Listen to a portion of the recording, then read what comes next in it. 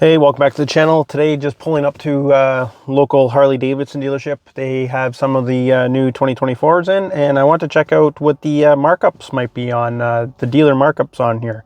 Some of the smaller bikes have their price reduced $2,000 here in Canada, so I wanted to see what our dealership's actually charging. At Mississauga Harley Davidson today, FAF doesn't seem to have very many bikes, but Mississauga seems to have a lot, so let's go check them out.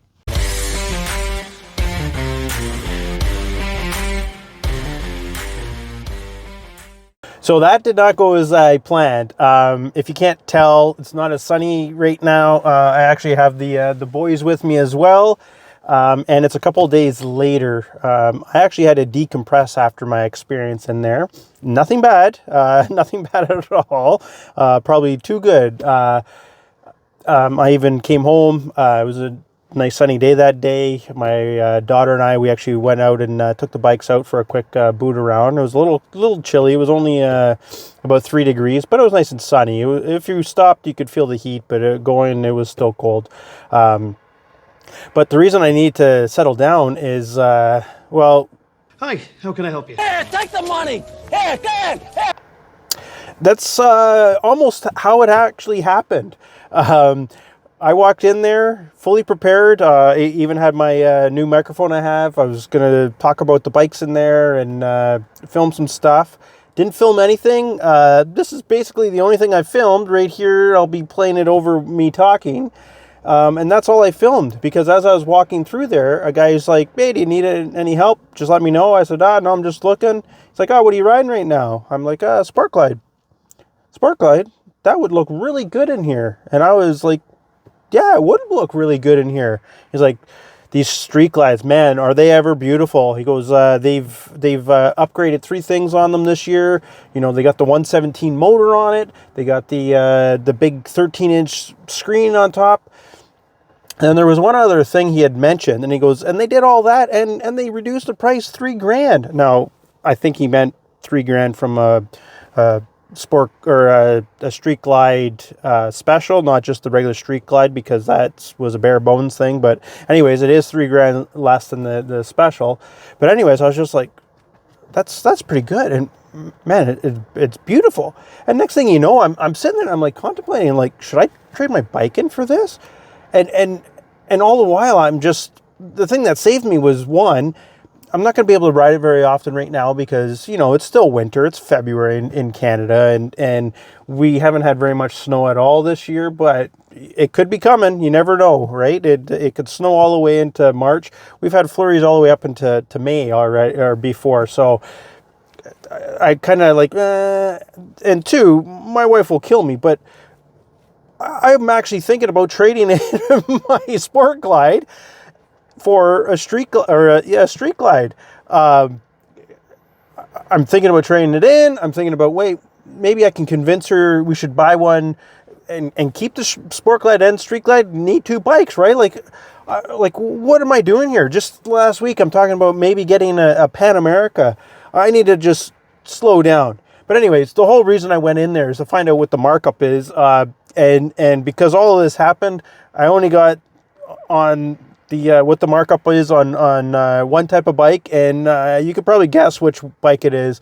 So let's go take a look at what the markup is on a 2024 Street Glide. So if we go to the website, we can look at the Grand American Touring, because like I said, I was really interested in the Street Glide. So let's open this up here and see what the pricing is for this. So the one I actually looked at was, or that I got the pricing of, was actually the Street Glide Vivid Black. So let's get the Vivid Black there. And it did actually have the blacked out option. So as you can see, starting right off, it's $32,000 for the bike itself. Adding the blacked out option that I mean, I would get the blacked out option. I don't know what everyone else thinks about that, but I definitely would get the blacked out option. To be honest with you, The reason I'd go with the blacked out option, one, I never thought I used to like chrome, but actually I really do like the chrome. But however, the problem with the chrome, what I'll show you here, what I have a problem. I don't necessarily have a problem with the chrome here. Where I have a problem with the chrome is here. I don't like that the forks being chrome. I like the black on them better myself. And the way I would think of it is, if I want to add chrome here, it'd be a lot easier to do for myself. Obviously, if you get Harley to do it, it would be fine. But to add chrome here would be a lot easier than to change this to chrome. Probably a lot less expensive too, right? Because you could add, like a chrome air filter, or, change some of these to chrome muffler guards or heat shields. You could do all of that to add on chrome. It would be a lot easier than doing the forks. But anyways, that's what my thinking is of why I would prefer the blacked out option. I know it's $1,700, but I'm guessing to change these forks to this would end up being probably close to that much anyways. So that's my thinking anyways.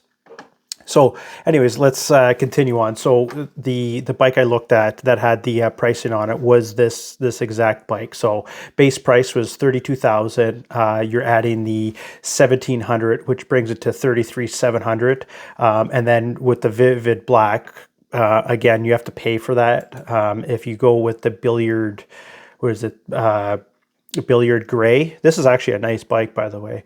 You don't have to pay extra for that. But to get the Vivid Black, you do have to pay the $750. I'm only going to use this. I don't think I'd get a Vivid Black, but you never know. That, and I'm not getting one, right? Again, she doesn't watch these, so it doesn't matter. Yeah, so $750. I'm only doing this based on what I had actually at the bike, or at the dealership. So adding the $750 to it, it brings it to $34,450 basically. So if you go back and you look at what the dealer fees, one of the things I am going to take out actually is they list it as a dealer fee, but I'm going to take out the freight. It's $950 for the freight. And the reason I take it out actually is because if you come here into the pricing, the $950 is already there in the MSRP. So I'm going to take that out of the dealer fees. You might add that to the dealer fees, but to me, that's more of a Harley Davidson fee. It's not really a fee, a dealer fee, because the dealer's going to have to pay that anyways. So, and it's dictated by Harley Davidson. So I'm going to take that out of my calculation, even though it shows it down here on the dealer fees.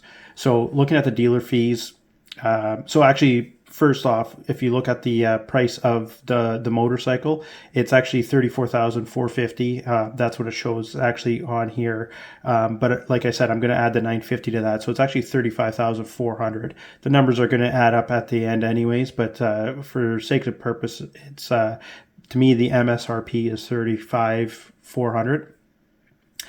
So if we look at the dealer fees, admin fee $295, that's probably paperwork stuff. OMVIC, not everyone has that. That's an Ontario thing. It's Ontario Motor Vehicle, like a licensing thing, $10. It's here nor there. That's a government thing that you have to pay for. Other states, other provinces, they may have something similar, but in Ontario it's $10. Dealer setup, I believe that's just getting it, taking delivery of it, putting it together, adding all the fluids, all of that stuff. I'm pretty sure that's what that is. Again, freight, we're going to keep out of that. That's $950. Tire tax, again, that's probably a government thing. Different provinces, states might have something different. $12.68. And then your PDI, the pre-delivery inspection, that one's a big one. That's $800. Not 100% sure what the difference between a dealer setup and a PDI. You think they could do that together, but I'm sure it's just to have a once over. Maybe dealer setup is actually, adding handlebars, doing all of that stuff, and the PDI is just, inspecting and making sure everything's good.